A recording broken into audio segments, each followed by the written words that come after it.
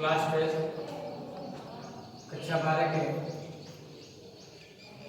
आज जीव विज्ञान का पहला चैप्टर जीवों में जनन के बारे में जानकारी प्राप्त कर रहे हैं, हमें पढ़ेंगे। तो सबसे पहले हम ये जान लेते हैं कि रिप्रोडक्शन या जनन क्या होता है। जनन एक जैव प्रक्रिया है, या कह सकते हैं जनन एक जैविक प्रक्रिया है। इस प्रक्रिया के पश्चात प्रत्येक जाति के जीवधारियों की संख्या में एक नए जीवधारी की उत्पत्ति होती है जो सेम उसी जाति का होता है। यानी कह सकते हैं कि जीवों में अपने ही समान नए जीवधारियों को उत्पन्न करने की क्षमता को उस जीवधारी के जनन क्षमता कहते हैं। यानी प्रत्येक जीवधारियों में अपने ही समान नए जीवधारी को जन्म देने या उत्पत्ति करने की क्षमता जनन या प्रजनन कहलाता है। अब हमको पढ़ना इसमें यह है कि जनन कितने प्रकार का होता है। जनन के प्रकार, जनन के प्रकार यानी क्या है, टाइप्स ऑफ रिप्रोडक्शन।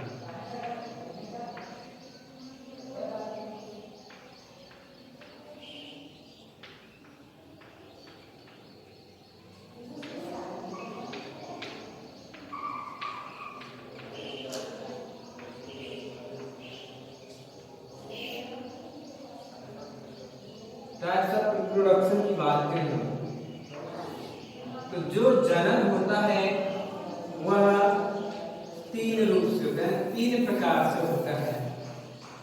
पहला अलैंगिक जनन,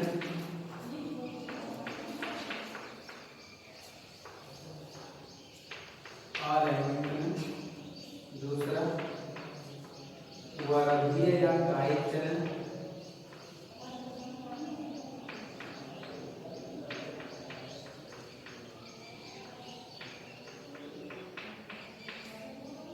और तीसरा हमारा होता है लैंगिक जनन। क्या है? लैंगिक जनन यानी ये सेक्सुअल रिप्रोडक्शन,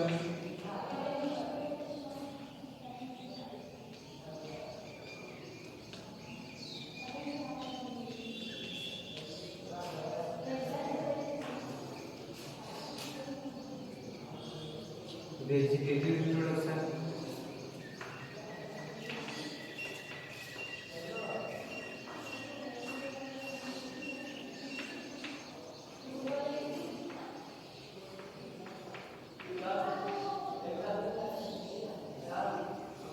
हमारा लास्ट सेक्सुअल रिप्रोडक्शन।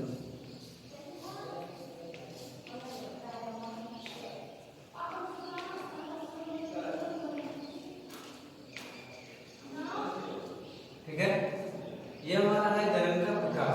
अब आइए बात करते हैं सबसे फर्स्ट टाइप का अलैंगिक जनन यानी कि सेक्सुअल रिप्रोडक्शन के बारे में।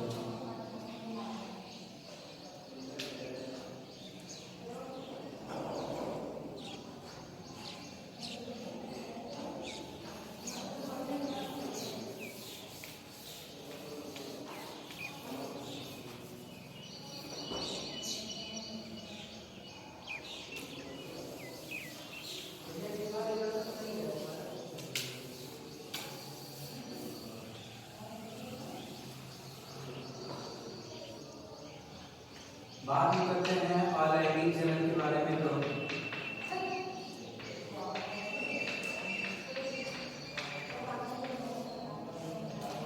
अलैंगिक जनन ऐसा जनन जिसमें प्रजनन के लिए युग्मकों की आवश्यकता नहीं होती है, दोनों ही जनकों की आवश्यकता नहीं होती है, जिसमें निषेचन की क्रिया नहीं होती है, युग्मक निर्माण नहीं होता है, उसे कहते हैं अलैंगिक जनन। क्या? अलैंगिक जनन एक जनन की ऐसी विधि है जिसमें युग्मक की आवश्यकता नहीं होती है, दोनों जनकों की आवश्यकता नहीं होती है, अर्थात किसी एक जनक से ही नए जीवधारी की उत्पत्ति हो जाता है, तथा इसमें निषेचन की क्रिया नहीं होती है और युग्मक का निर्माण नहीं होता है। ठीक, ये हमारा अलैंगिक जनन। अलैंगिक जनन में जीवधारी के किसी भी शरीर के किसी भी अंग से नए जीवधारी की उत्पत्ति हो सकती है। अलैंगिक जनन की प्रक्रिया सबसे महत्वपूर्ण या सबसे ज्यादा पौधों में होता है। इसमें पौधों में, जैसे पौधा है, पौधे के जड़, तना, पत्ती किसी भी भाग से नए जीवधारियों की उत्पत्ति हो जाती है, वो भी कब? जब अनुकूल परिस्थिति आती है तब। ठीक, आइए हम बात करते हैं कि अलैंगिक जनन कितने प्रकार का होता है।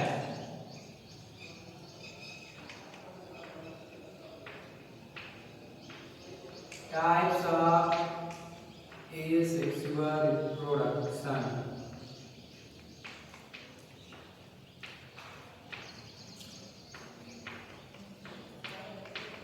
यानी अलैंगिक जनन के प्रकार।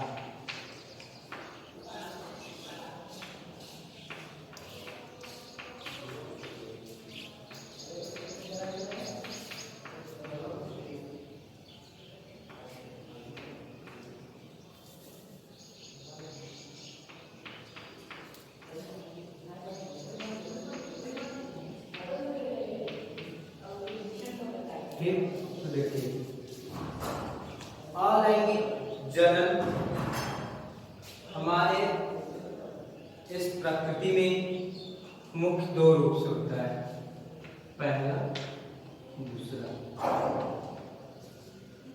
पहला होता है प्राकृतिक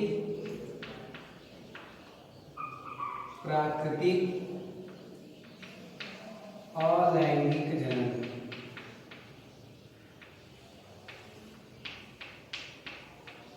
प्राकृतिक अलैंगिक जनन। दूसरा होता है कृत्रिम अलैंगिक जनन।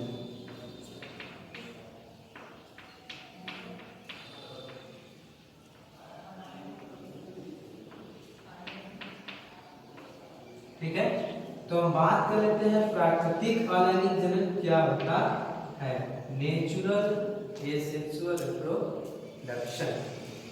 प्राकृतिक अलैंगिक जनन ऐसा अलैंगिक जनन जो प्रकृति में स्वयं होता है, या ऐसा अलैंगिक जनन जिसमें मानव का कोई भी हस्तक्षेप न हो, इस प्रकार के जनन को प्राकृतिक अलैंगिक जनन कहते हैं।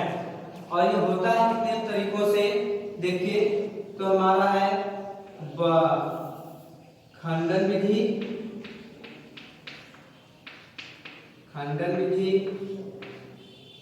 मुकुलन विधि,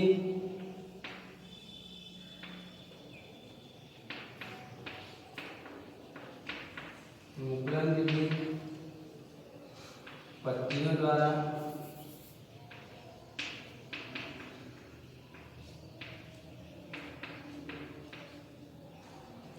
और माइक्रो प्रोपगेशन,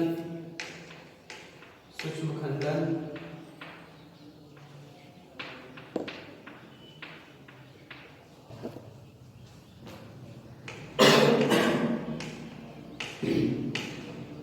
और इसके बाद जो आगे आता है बाइट्यूबर,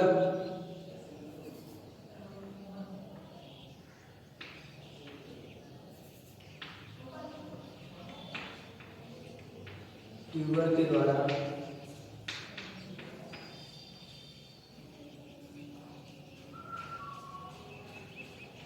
और इतना मेनली है जो कि मुख्य रूप से परीक्षा में पूछा जाता है इतने खंडन से। तो आइए हम बात करते हैं इसमें सबसे पहला खंडन विधि को।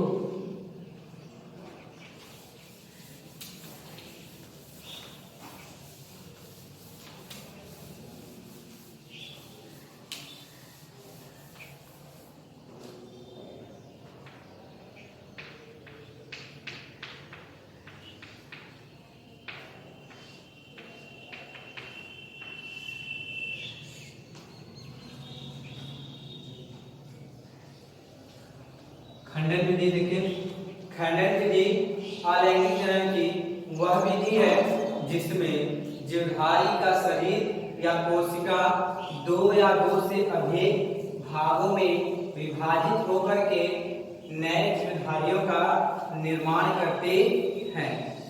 इस प्रकार के जनन को खंडन विधि द्वारा अलैंगिक जनन कहते हैं। खंडन विधि देखिए दो प्रकार से होता है, एक हमारा द्विखंडन तथा दूसरा हमारा बहुखंडन यानी बाइनरी फिजन एंड पॉलीफिजन। द्विखंडन क्या होता है? इस प्रकार के खंडन विधि में जीवधारी का शरीर दो भागों में विभक्त हो जाता है या टूट जाता है तथा प्रत्येक खंड से अनुकूल परिस्थिति आने पर नए जीवधारियों की उत्पत्ति होती है।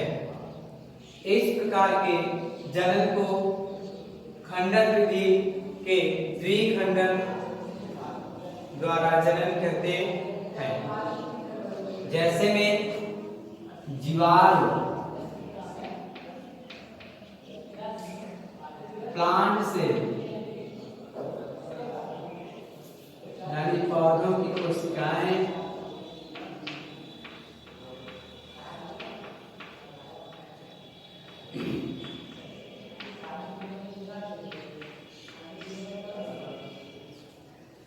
इत्यादि।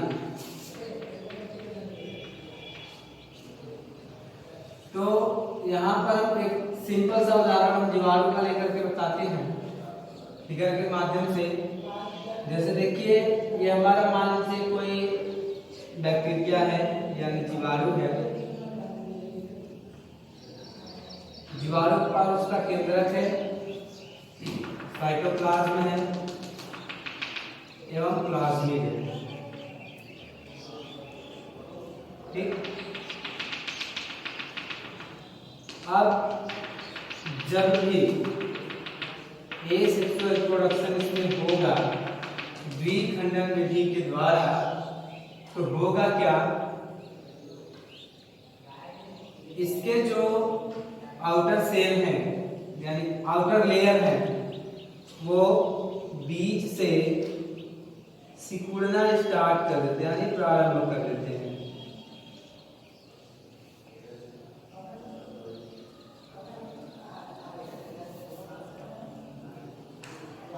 जब ये बीज से सिकुड़ना प्रारंभ कर देते हैं तो साइटोप्लाज्म यानी कोशिका द्रव्य दो भागों में बंटने लगता है।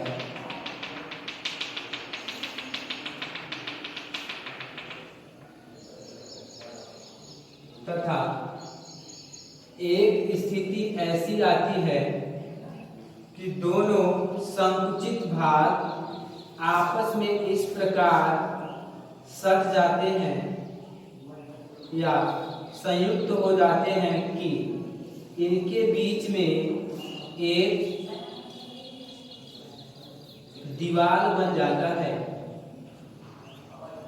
जिससे इनका कोशिका द्रव्य बिल्कुल अलग हो जाता है तथा दोनों में नए केंद्रक और नए प्लाज्मिड का निर्माण होता है।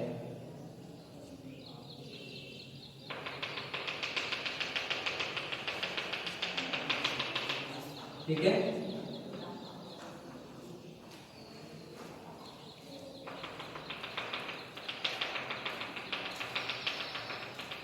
फिर अनुकूल परिस्थिति आने पर ये दोनों एक दूसरे से अलग होकर के दो संतति बैक्टीरिया का निर्माण करते हैं।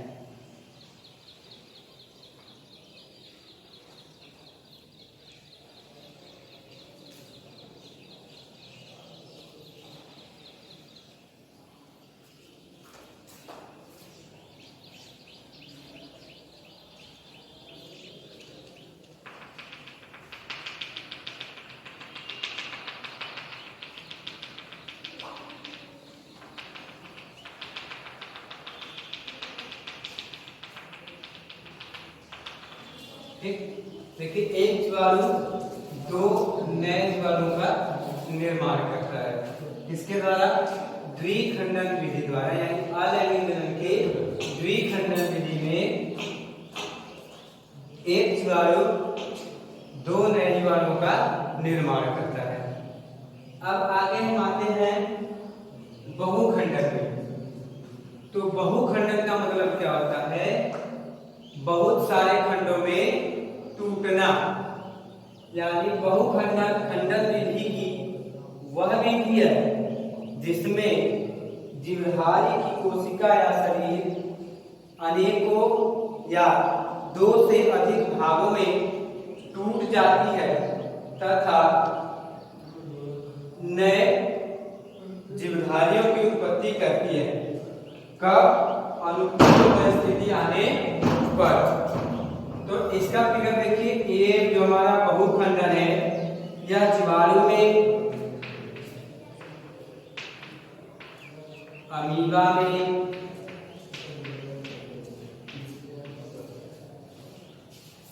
इत्यादि भी पाया जाता है। कवक हो गया, उसमें पाया जाता है। तो आइए बात करते हैं जीवाणु में तो कौन सा जीवाणु है जिसमें पाया जाता है। तो हम बात करते हैं यहाँ पर प्लाज्मोडियम जीवाणु।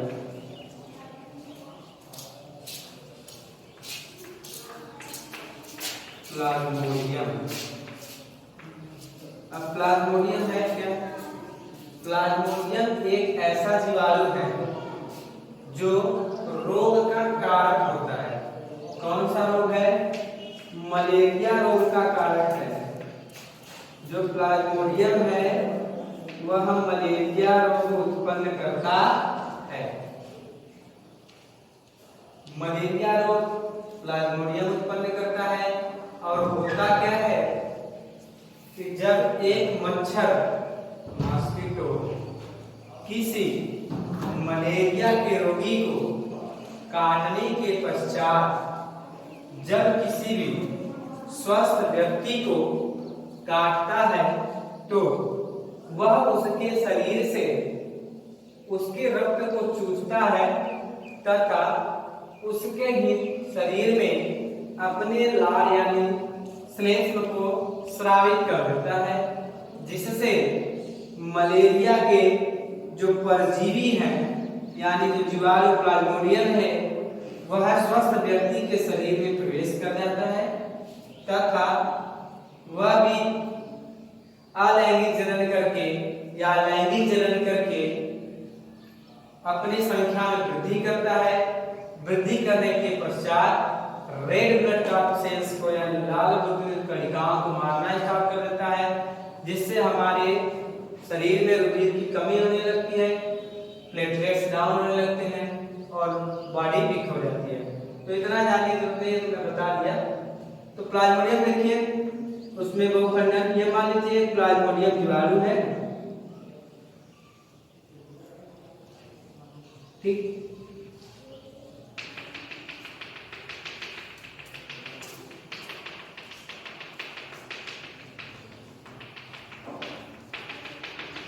यह एक प्लाज्मोडियम जीवाणु है। जब इसके अंदर बहुखंडन होगा तो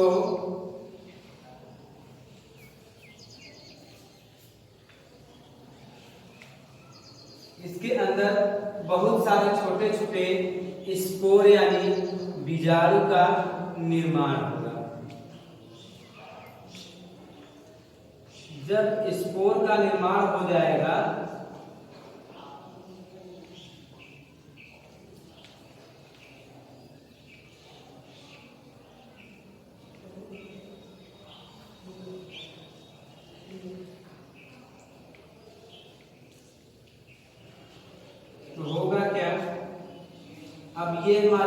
जो बीजाणु हैं इस प्लाज्मोडियम के सेल में बन के पूरी तरह से तैयार है। जब ये पूर्ण रूप से मैच्योर हो जाते हैं तो प्लाज्मोडियम का जो आउटर लेयर है वह रप्चर हो जाता है, यानी टूट जाता है। और जैसे इसका बाह्य पलक टूटता है ये सभी प्लाज्मोडियम के सेल से बाहर चले जाते हैं और बाहर आकर के इनको उचित पर्यावरण या अनुकूल परिस्थिति मिलने पर ये सभी नए प्लाज्मोडियम का निर्माण करते हैं। ठीक है, ये हमारा बहुखंडन विधि था। समझ में तो आया होगा। नेक्स्ट टेस्ट देख लीजिए। ये हमारा एक प्लाज्मोडियम है, इसके अंदर बहुखंडन के सहायता से या बहुखंडन के द्वारा बहुत सारे छोटे छोटे स्पोर यानी बीजाणु बने हैं। जब ये बीजाणु मैच्योर हो जाते हैं तो इसका जो आउटर लेयर है टूट जाता है और लेयर के टूटने से सभी बीजाणु बाहर आते हैं और ये अनुकूल परिस्थिति में अपना नए प्लाज्मोडियम जीवाणु का निर्माण कर लेते हैं, जिससे इनकी संख्या भी तेजी से वृद्धि होती है। ठीक है, अब आगे हम पढ़ेंगे न्यूक्लियर विधि। अगले वीडियो में पढ़ा जाएगा। तब तक के लिए पढ़िए, जहां नहीं समझ में आता है